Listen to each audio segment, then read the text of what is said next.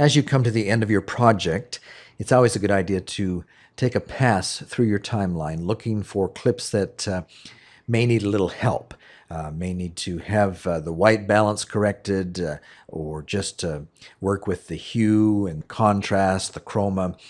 And Edius provides us with a number of tools that we can use to help us enhance certain clips that may be a little difficult. It's always good when you're doing this if you can be outputting to a broadcast quality monitor, so you can get a good idea of what your clips are going to look like on a normal or an average monitor. It's always kind of a guessing game because we know that every monitor out there is going to be displaying your video in just a little bit different way. But if you can have a preview monitor that is close to normal settings and is calibrated correctly, it will be a real help as you determine the correct colors for each of your clips. Now, just in case you are skipping around in these tutorials, we might point out where you can find the color correction tools. They're actually in the Effects palette. So let's go over to our Effect palette, and when you open that, it might look something like this, or you might even be closed down like this completely, and you might wonder, well, where are those color tools? Well, open up your Effects folder, and then go and actually open up the Video Filters. And in there's a third folder called Color Correction. And in here we have 4 or 5 tools that we can use to help us work with the color of a clip. And I believe in a previous tutorial that we have looked at a few of these briefly, but let's go more in depth this time and see what each of these hold.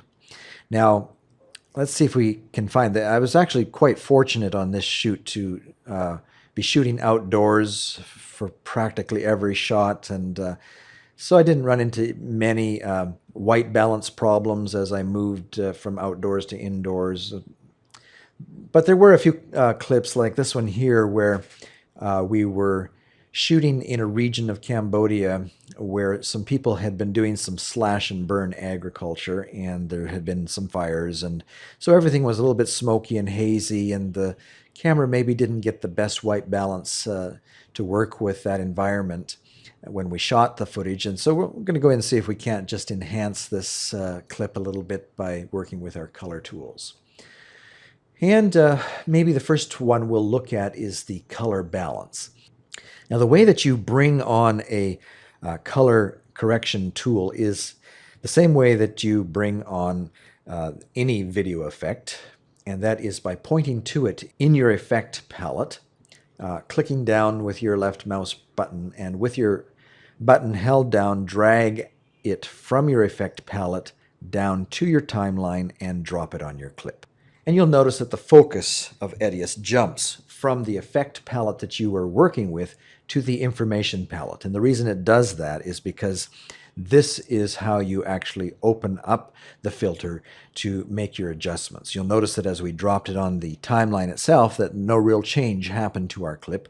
And that's because by default, as you drop on a filter, one of these color correction tools, everything is just set to 0, and it's not going to appear any different just by dropping on that filter. What we need to do is go over to our Information palette and double click on the tool or the effect that you've just applied, and that brings up a window which allows you to actually make the adjustments. And in this color balance tool, you'll notice that we can affect the chroma, maybe pull back on it a little bit. We can affect the brightness of a clip. You see that's just a little dark there, so it might help to bring up the brightness a little bit. But as you bring up the brightness, you may get a feel that, well, we're losing contrast at the same time. So as you do that, you might want to just add 1 or 2 points on the contrast as well, so that you bring your contrast back. And that's not too bad. It still looks a little muddy. Maybe see if we can bring it up just a little bit more. And yeah, that has helped some, I think. You could try and make it a little bluer by using the filters down here and see if that helps. But these filters in the color balance tool may not really be the best. I believe that all it's really doing is adding a slight color over top of your clip, and may not be the best approach for handling a situation where you kind of want to change the color temperature of a clip. But it's nice to know that you do have a tool that you can go in and affect your chroma, your brightness, your contrast, and also if you want to apply a color filter over top of a clip. If you wanted to see and observe in real time the difference that you're making as you're sliding these bars across, you can go down to your preview, and by default it is full screen. If you wanted to set that at half screen, then you can observe in real time the changes that you're making and how they compare to the original clip. So as we add brightness, if you wanted to concentrate on a face and see the difference in the actual face, you can actually change the percentage of your division by over here. We see it's at 50%. Let's slide this up. It looks like we need to go the other direction. Slide it down, and we can see that we can put the division right halfway through her face. And now as we look at our adjustments, we see on the right-hand side the original clip, and as we slide and make adjustments, we see the enhancement or changes that we're making as we try different points on our sliders. Okay, I think that looks like it's improved quite a bit. Let's go ahead and accept that. But it may be that we can help this clip along with some of the other tools. Let's take a look at that. And you can have more than one color correction tool on any given clip. Let's take a look at the color wheel. Let's just drop that on. And if you like, you can uncheck any filter that you have on there so that you're only seeing what happens with the new filter, or you can leave it checked and see how things are going to be affected with the original filter in place. This tool here also allows you to change the brightness and the contrast. And even though it may not look like it at first glance, you can also affect the chroma by sliding this across. And you can also change the hue by grabbing any portion of this and sliding it around. And so you can see there's a lot of redundancy between the color wheel and the color balance. They basically do the same thing. So let's close out of that and go take a look at what else we have. The monotone is something that we kind of looked at already, but let's go ahead and just drop that on as well. We'll see that by default it's set to black and white, and so if you need to go to black and white, that's an easy way to do that. But again, you're not stuck with black and white. Let's open up our tool here and see what else we can do with this. We notice that with our slider bars here, we can make it any hue that we want. It keeps it monotone, but you can work with almost any hue in the rainbow by working with these slider bars.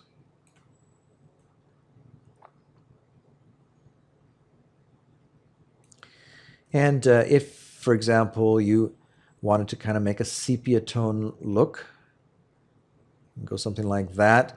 And now let's say you want to apply this same filter, this same sepia tone look to several other clips.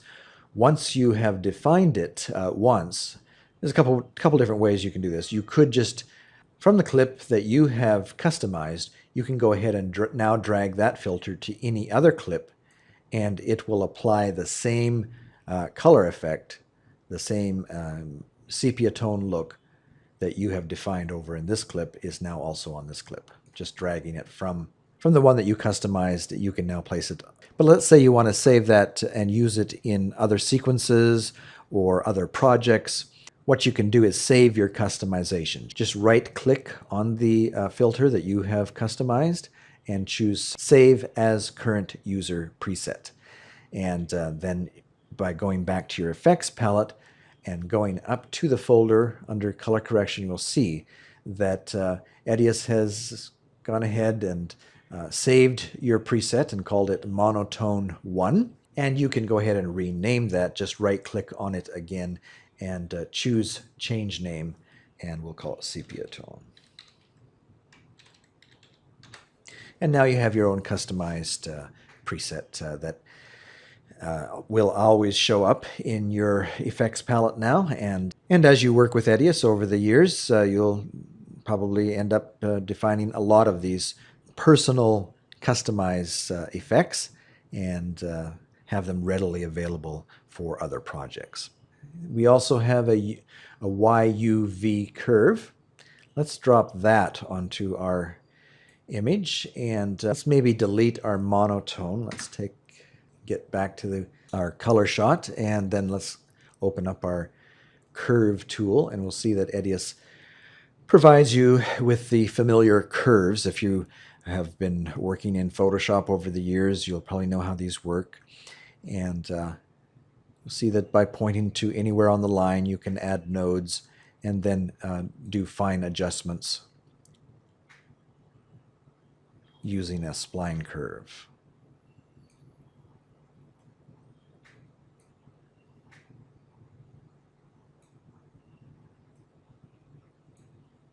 The other two just kind of work with color, so you need to be careful how you apply or work with those. And if you need to go back at any time to where you started, just hit the default and it brings you back to the center.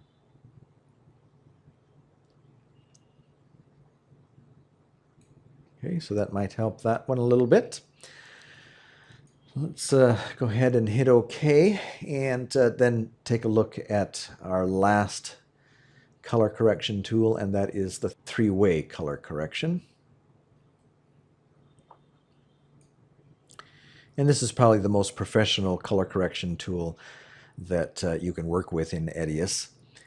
And let's maybe just uncheck all of these others so that we're working now again with the original clip, and let's open up our ThreeWay color correction tool.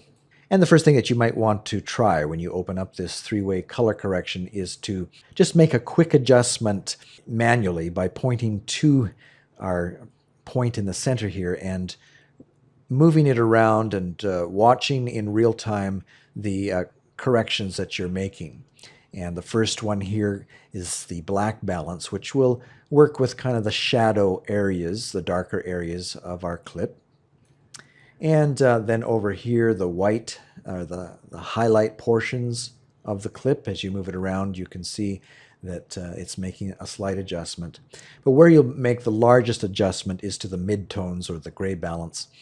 And let's just watch as we move this around. You can see that by sliding it around, we can give it a little cooler temperature as we go into the blues, or move towards a specific hue as we go around into the greens and oranges and pinks. But since we're not trying to create some type of mood here, but simply match up the shot with the rest of the video, let's just kind of go back more towards a bluer, cooler look. Maybe somewhere right in there. And for any one of your highlight or shadow or midtones, you can work with the saturation and contrast. Now, it seems a little counterintuitive here. It seems as though when you slide it to the left that you'd be reducing your contrast, but it seems to work in reverse here, that you're actually adding to your contrast as you go to the... Not quite sure why that is. It seems to have been that way through many versions of Edius. It could be that that's just the way it's supposed to be, and I'm not quite understanding how that's supposed to work. But just know that if you are trying to increase the contrast rather than move it to the right, that you need to move it down to the left. Okay, so that's kind of working with it manually. Now, we'll notice that the color correction tool does not allow you to change the luminance, the brightness of our video. And so it may be that we want to work in connection with our color balance tool that we had here. Let's activate that one again by checking it. And now we've kind of lit up our shot a little better. And let's go back into our three-way correction. It kind of looks a little pinkish still. Let's maybe move that more towards the blue.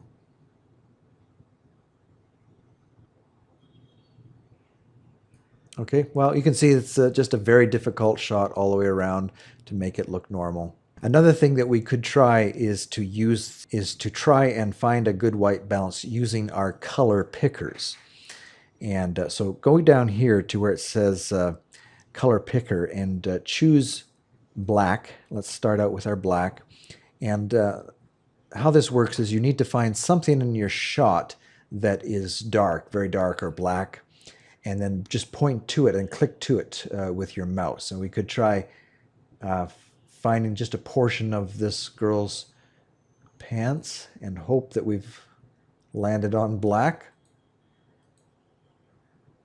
And this kind of tells Edius what is supposed to be black in this shot. We might try and maybe point to this little device here, whatever it is. And if you can't find anything black, if you're having trouble, you're not stuck with a particular frame. You can go down to your timeline, point to your timeline cursor, and move it anywhere along the way. And as you get to the end of this clip, we see that there is probably a much better sample of what should be black in that shot near the end of the clip. And so we can take that. And so with our color picker still set to black, let's go and point to this black area here of this water bucket, this water container. And now let's go over and click on the white color picker and try and find something in this shot that should be white. And we might go ahead and just try the white portion of the girl's blouse. And hopefully, if it's not too dirty, it'll give us a good representation of what should be white in this shot. Or we could maybe go over to this jug here and click on the top portion of the jug. And you may not notice much happening as you work with the black and the white. Where everything really happens is when you go to the gray picker and then point to something that is kind of in the midtones or the grayish in your clip. And you'll see that as you click on the gray, that's what gives you the biggest change. And if you're not happy with what you were given there, you could go back to your manual adjustments here, or you could click around and try different points of gray in your shot and see if you can find something that makes the clip look pretty normal.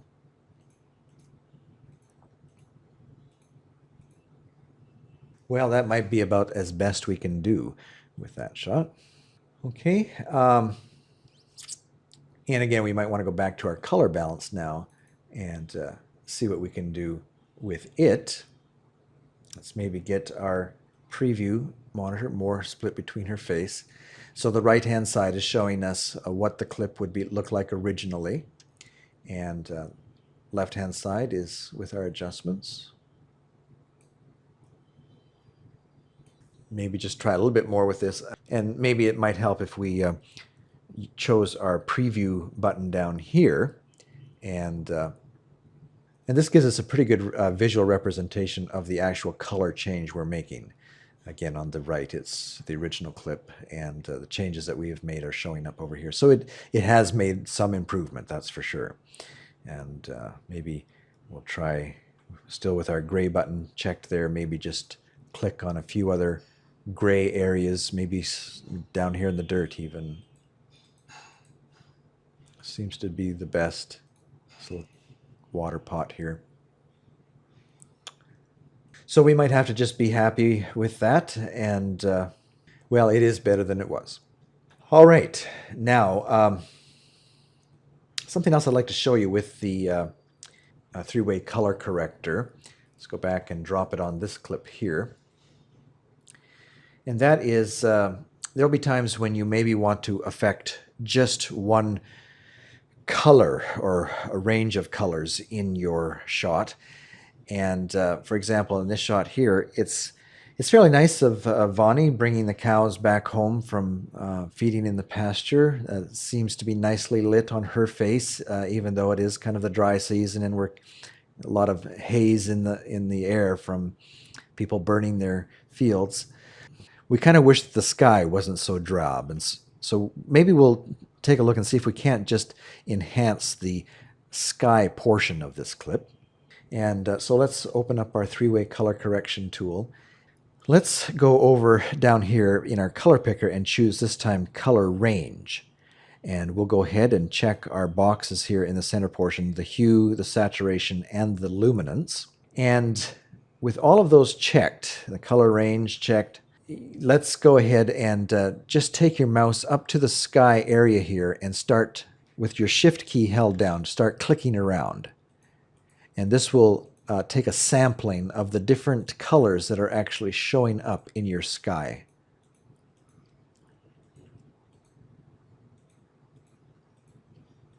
And after you've captured maybe 30 or 40 samples, go over to your key display and click on it once. And this will give you an idea of color portions of the sky that you have sampled. And the white areas show you what Edius is covering based on the colors that you have picked. We see that there's still some blocks of color that have not been chosen as we've done our clicking around. And so let's continue. Hold your shift key down again, and let's continue picking with our key display still on and point to some of these dark areas. Oh, that cleans it up pretty good. So you just... And once you've captured most of that area, go ahead and unclick your key. And now, as you make your adjustments, maybe pointing to the gray balance there and sliding that around, you can see that you can make changes just to the sky area. And if we wanted to get really funky, we could go way over to the oranges, for example. But if we want to just kind of get a little bit nicer sky, we can maybe drop it right about there. Hit OK. And now as we play that clip, we've got a much better sky.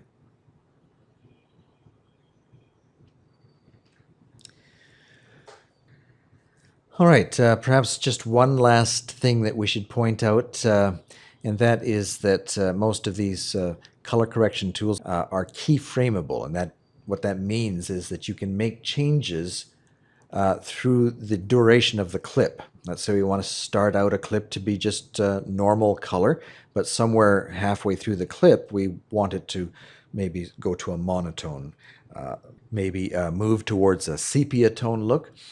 Let's go to our effects palette and maybe let's, for this example, use the color balance tool. Drop it on and open it up. And you'll notice that down in this section that we have an area that allows us to do a keyframe. And by clicking the top box, we're going to apply a keyframe for every one of these 6 effects: the chroma, the brightness, the contrast, and the 3 colors. And in order to then actually apply a keyframe, just go ahead and click on this area here, and you'll see that at the very first frame of our clip, all of these green keyframes are showing up.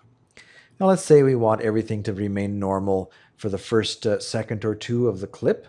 Let's go ahead and move our timeline over to 2 or 3 seconds into the shot and add another row of keyframes. And that way everything in between the first frame and where we have placed this second row are going to remain the same.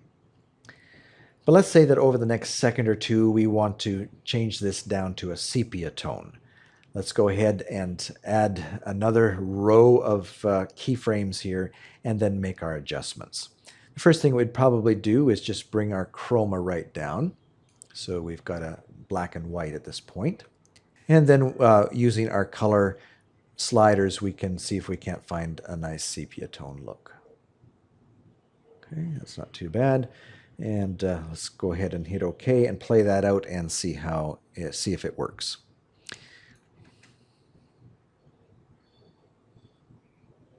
And so we see that we were able to change the way that clip looks over time, and it just makes a nice gradual change.